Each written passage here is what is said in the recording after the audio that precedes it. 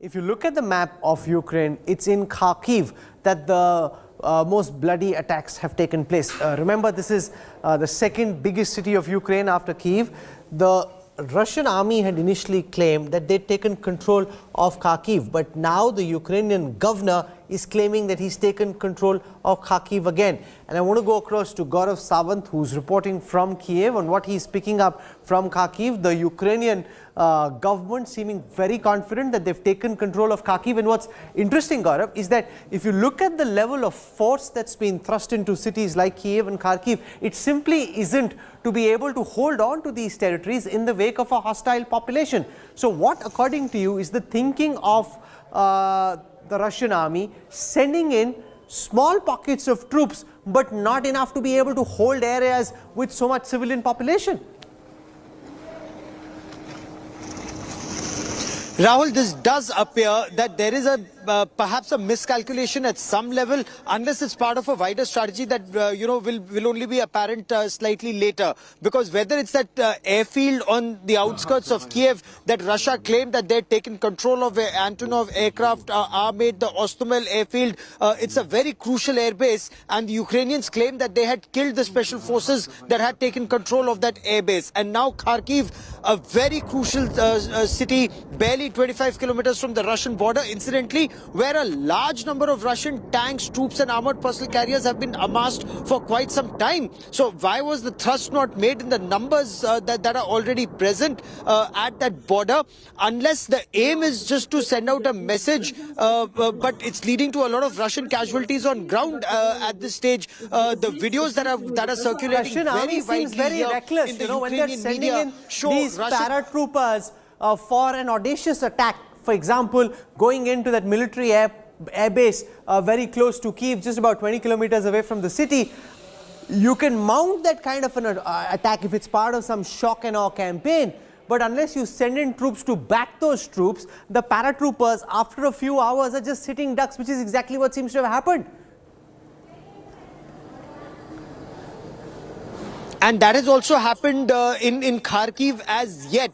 Unless those forces have melted away, coming into the city, taken control, made a point, and now some of them have melted away for subversive activity. The threat here, Rahul, is of subversive activity. The threat here is of special forces of the Russians having come in. And when the main assault comes, they would have subverted systems here. They would have neutralized systems here to be able to ensure that the roots of the tree are shaken.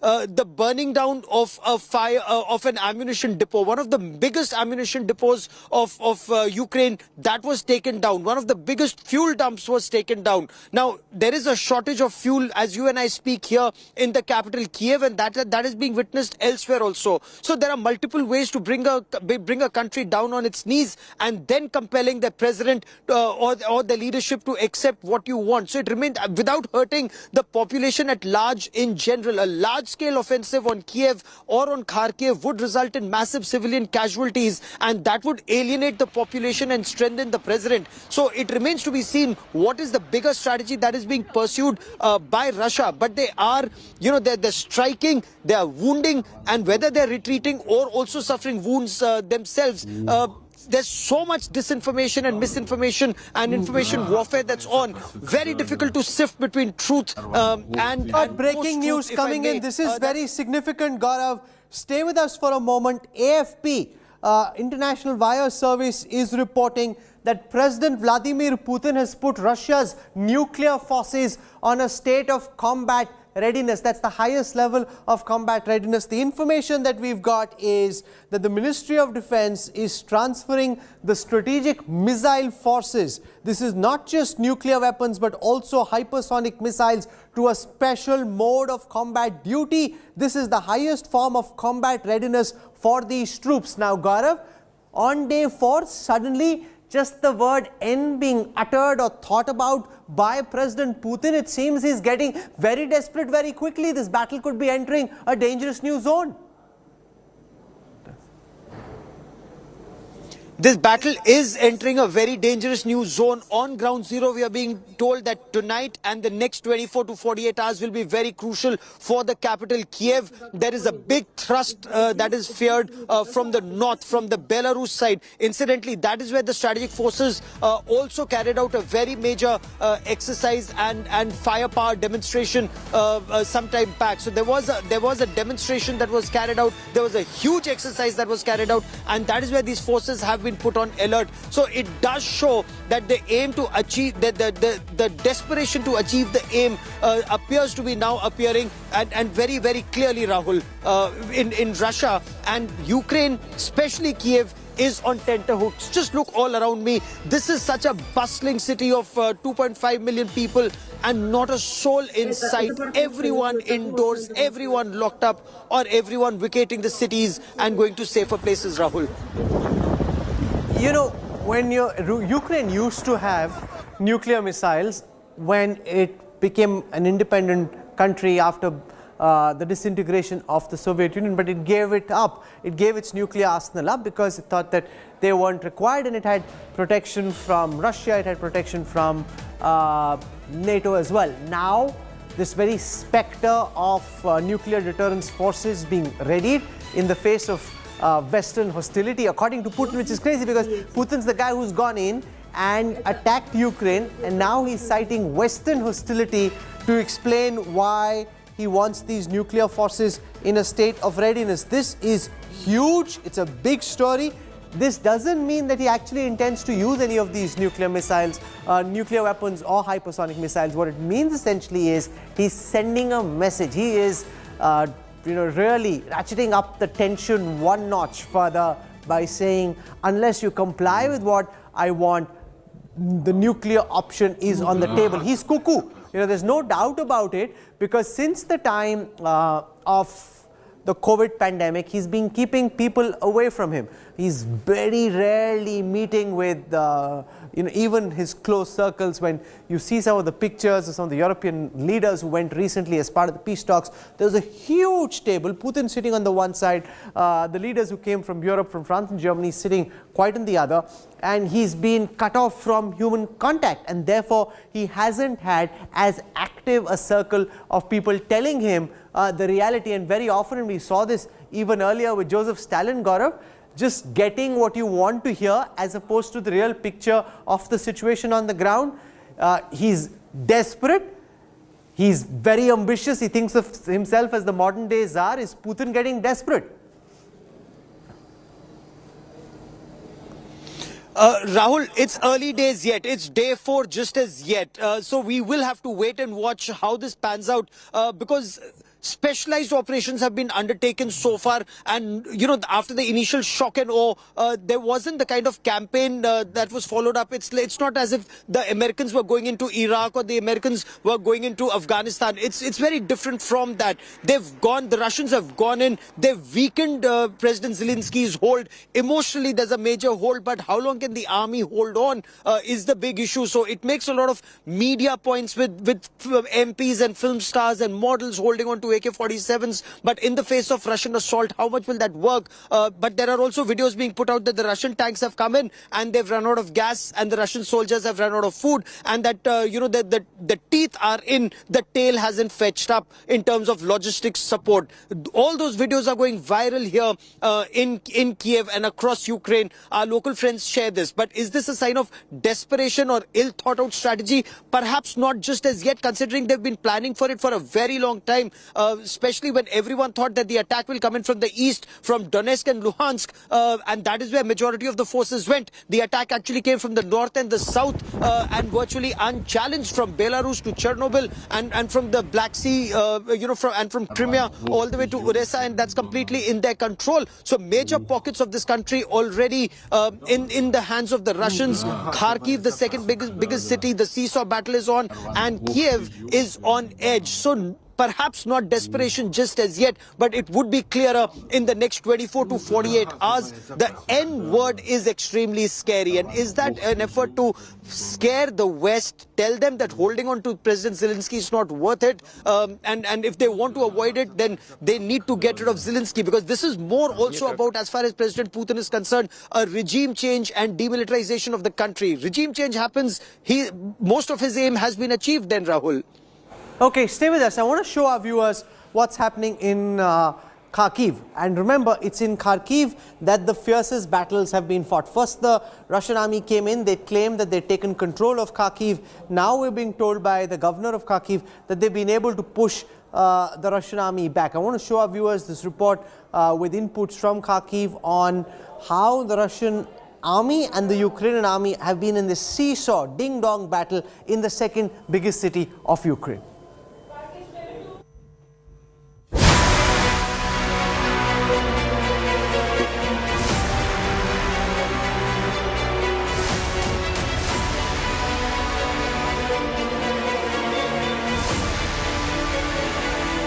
Ukraine's second largest city.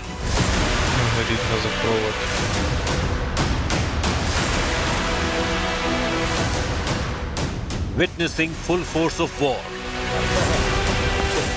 destruction and havoc.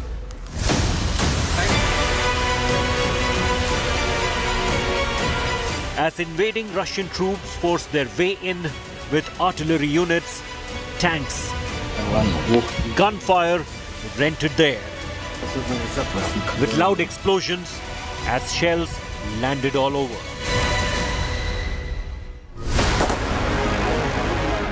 Citizens picked up weapons in the city, which is located about 20 kilometers south of Russian border. Closest target for the Russian troops compared to any other city in Ukraine. Devastating blasts were reported in gas pipelines as Russian army targeted the energy supplies, choking off fuel to the local population. Massive fire raged for hours as the pipelines exploded after being struck. Heavy Russian tanks and armored vehicles took over the streets. Fighting pitched battle with Ukrainian troops aided by civilian population. Videos of smashed Russian tanks went viral on social media in the ferocious counter. Several of the invaders' military equipment also suffered heavy damages.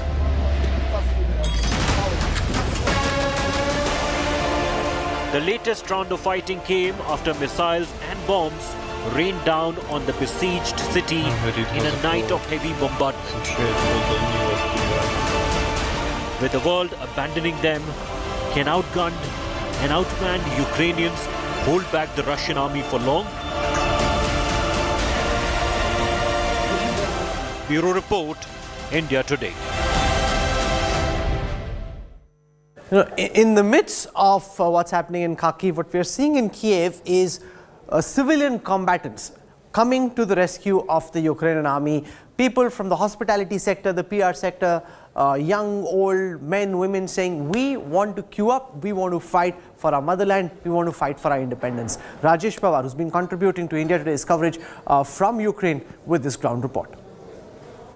Rajesh Pawar continues to be with us from Kyiv right now. Rajesh, go ahead. We've heard 3 explosions already this morning, air raid siren as well. What's happening right now? Okay, Shiv, just leave everything now. Yeah. Listen, I'm with the people here, the civilians who are defending their city. They have their weapons. You can see me with the people. This is a supply center. This is Romanov, and they're sitting with these are local citizens. They are the local people here. Can I just touch it, please? They're the local people here who are defending their city. They have weapons. This is real Kalashnikov, and they are civilians who have been given weapons, and they want to fight for the country now. You see, this is the supply center. You see here, these are civilians. These are not soldiers. But look, they are ready with weapons and they are ready to defend their city and their country. This is their supply center, if you can see it. Every common Ukrainian, even a civilian man, every simple Ukrainian is right now ready to fight for Ukraine, for the city. Can you see? Incredible moment. Rajesh, keep going. We're listening to you. Keep going. Yes, look, they have real weapons. These are not wooden weapons we were showing you earlier. They are real weapons, real Kalashnikovs. These are normal people, students, normal people who have taken up arms, and now they're in the city center, inside a building, ready to defend their country in case Russian forces invade or they come in. What's your name? Here, look at him. How young is this guy? And he's ready to fight for Ukraine. Slava Ukrainia. Slava Ukrainia. Yes, they are ready to fight. You see there, he's a young guy. He probably is very, very young. He's probably 17, 18, but they're all ready to fight for their country. And this is their supply center right now. They stopped me when I was filming the city because you could not be out of the city. They came out with weapons, stopped me, and I told them I'm an Indian journalist and they have a lot of respect for India. And I told them we're a friendly country. And they were so kind. And when I told them I'm an ex-military myself, they brought me inside to show me how local people in this city in Ukraine are ready to fight for this country. Unbelievable scene. Unbelievable scene, Rajesh. These are all civilians. Yes, let's listen to them. Yes, these are all civilians who are now ready to fight. And here I have someone who speaks English. Please, what's your name? My name is Alex. Alex, what is your profession normally? I'm working in public relations. And right now, big international and right now, you see, he's holding a real Kalashnikov, a public relations officer, because his country needs it. And why you picked up arms? Because if I won't make it, no one make it. So I'm here to protect my wife, my family, myself, my country from the Russian invasion. And what do you expect? Do you expect some kind of invasion happening tonight or sometime nearby? They're doing this every night, so I expect they will try to break through this night, but we will fight them. And in case, suppose, in case the Russians occupy the city, occupy Kyiv, are you trying to continue fighting them after that as well? First of all, they won't occupy. The second opinion, if they will try, we will fight every window, every street. It will be a nightmare for them. So I'm sure about our military, but if the military will need our support, we're here. We're staying here every day, every night. Thank you very much. So you heard him that even if Russian army is able to capture Kyiv, these people are going to fight. I now want to get a perspective live from Moscow. Sergei Alexandrovich Markov is a professor of the Moscow State Institute of International Relations, joining us live at this moment. Professor Markov, welcome. I want your sense of President Putin putting the nuclear deterrent forces on a state of combat readiness. Is that just nuclear saber-rattling, or do you believe that President Putin is genuinely trying to send a message to the world that if you send all these armaments to Ukraine's defense, the nuclear option could be brought to this battlefield? No, this is Russian deterrence forces will be signaled to the Western countries, because you may know that some of the crazy Western politicians decided to arrest Russian ships, and Russian intelligence service, I think, gave information to Vladimir Putin that there are some possibility to arrest Russian diplomats and things like this. And Vladimir Putin sending a signal, and also there was some discussion in NATO about possibly involvement of NATO to this military Russian operation in Ukraine over the denazification and liberation of Ukrainian people. The statement put out from Moscow talks about Western hostility and Western aggression. Now that seems rather cut off from reality, given the fact that it's the Russian army that went into Ukraine in this completely unprovoked attack. And therefore, to talk about Western aggression, Western hostility, it almost seems to be that President Putin is living in an alternate reality. No, I think you should be less under the pressure of the propaganda of pro-American mainstream media, who is lying all the time.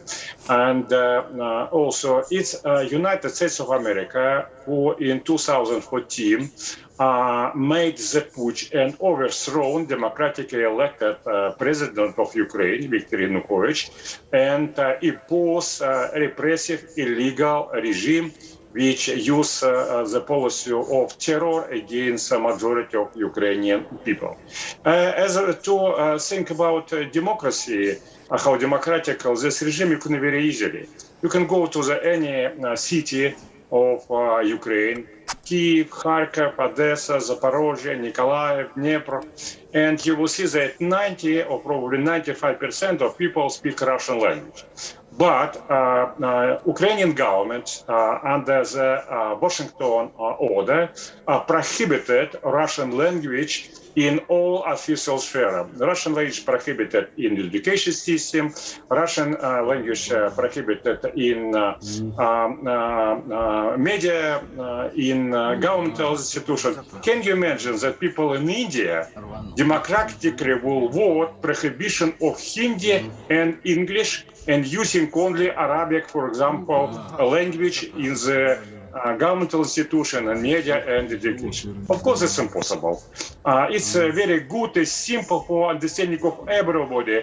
Example that, of course, the all decisions of Kyiv repressive regime is making against political will and interest absolute majority of the nation. And majority of Ukrainians, of course, support Russian army liberation of Ukraine. They are very much concerned about. Some of this, Professor, is not necessarily true. Given the spirit with which the Ukrainian people are taking up arms, it's almost not correct to suggest that the Ukrainians are welcoming the Russian army with open arms. If at all, the pushback has been very strong. I want to get in a word from Lieutenant General D.B. Shetetkar, Indian military mind, joining us on President Putin's nuclear saber rattling. He's saying that this is on the back of a joint NATO statement which talks about concerted action against Russia. And now he's got the nuclear deterrence forces. Remember, Russia's nuclear doctrine is essentially one of defense. That's the supposed avowed claim of Russia's nuclear doctrine. But when he puts the nuclear deterrent forces on a state of combat readiness, what's the message he's sending, General Shetetkar?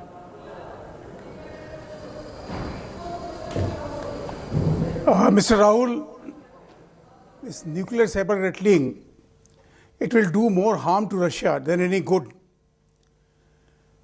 Let me repeat, it will do more harm to Russia than any good, because this is part of psychological pressure, but it is sending a signal to those who don't have the weapons around Russia, nuclear weapons. And in future, now they will be tempted to have the devices. So Russia will be inviting more trouble by warning, by cautioning, by threatening, and so on and so forth. This is the point we must take. And similarly, the other nation also who possess the nuclear capability to retaliate or to reply must not encourage by their statements to Russia to get on to something else which should not happen.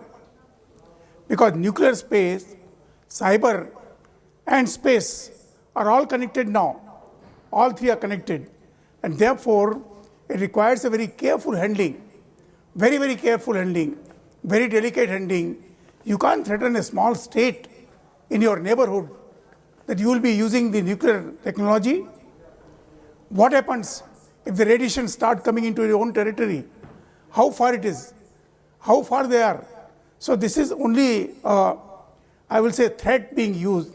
But I don't think, I hope so, that they don't get into all this, what they are threatening. Just the fact that the N word has been uttered on day 4 of the battlefield suggests that military minds in Moscow are hoping to crank up the pressure, sending a message to the West, as much to Ukraine, but more to the West: don't come to Ukraine's aid. Remember, America has signaled that it will send $350 million of defense supplies, whether these are Javelin or Stinger missiles, aimed at ensuring that the Ukrainian people and army can do maximum damage to the Russian armed forces. And a lot of the weapon systems that you're seeing, some of the tanks, some of the armored personnel carriers, the mechanized infantry on your screen is actually Soviet vintage. This is not top of the end, current generation weapon systems. Some of this weapon systems that we've seen on display go back to the 70s, the 80s and the 90s. So this is old,